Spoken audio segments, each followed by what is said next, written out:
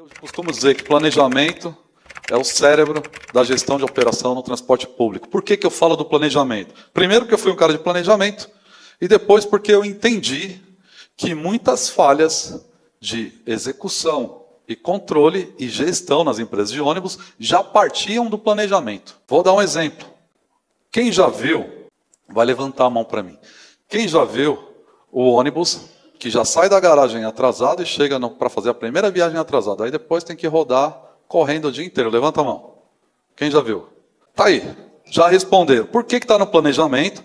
Porque o cara do planejamento falou, cara, esse ônibus todo dia, o tempo que você dá para ele chegar na primeira viagem no ponto final, já não dá tempo.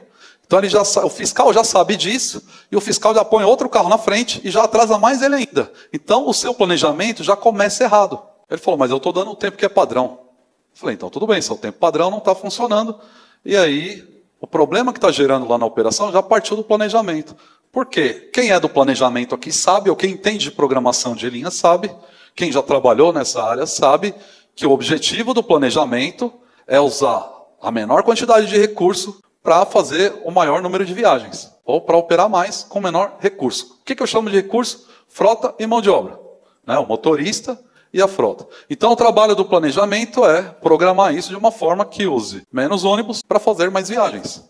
E aí isso foi se espremendo. Devo ter falado na internet recentemente sobre esse assunto.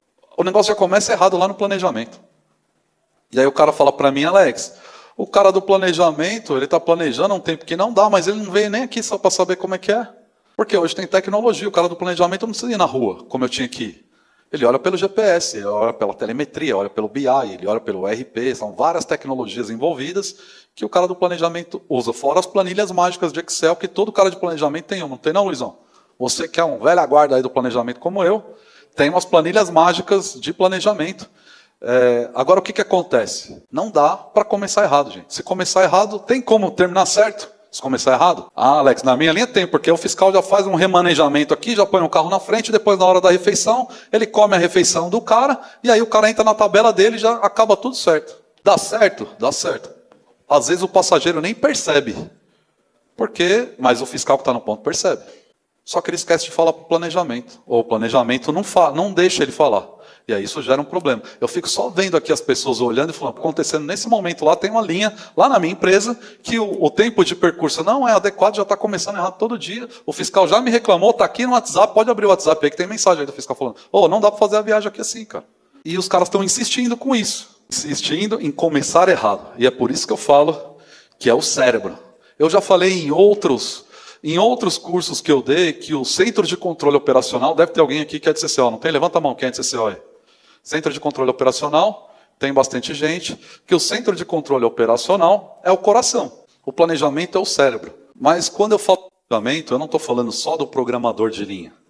Eu estou falando desde o nível estratégico, tático e do programador também, e do fiscal que vai lá para avaliar a implantação da linha. Para mim o planejamento é muito maior do que eu tenho um programador, cadê o setor de planejamento? Está ali o setor de planejamento, é o Alex. O Alex é o setor de planejamento, o que ele faz? Não, ele faz programação. Para mim isso não é planejamento, gente. Sinto muito, planejamento é muito maior do que isso. O planejamento está nessa frequência que eu venho falando desde o começo, que o programador, a gente tem que fazer a coisa aqui funcionar direito. Mas se eu dar um tempinho a mais, isso vai afetar na folha. Tá bom, mas você não coloca e afeta do mesmo jeito. Qual que é a diferença? Não tem ninguém controlando o custo por quilômetro, o custo de 1 minuto.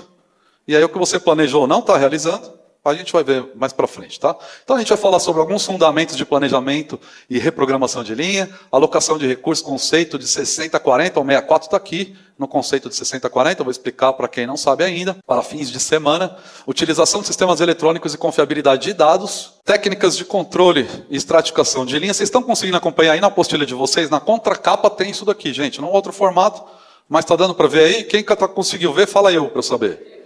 Então a maioria está vendo. Quem está perdido aí, pede ajuda para o amigo. Cadê? Esse cara está mostrando o quê?